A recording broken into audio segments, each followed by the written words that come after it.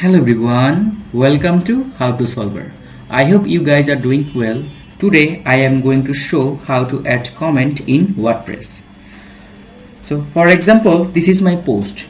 In this post I want to add comment. Now click on the setting. Okay, in the post section scroll down, select on the allow comments and now click on the update.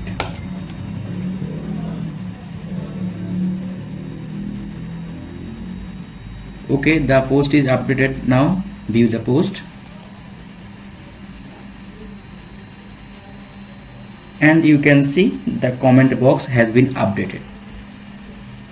That's for today. Thank you. If you like my video, please like, comment, share and subscribe, and don't forget to press the bell icon.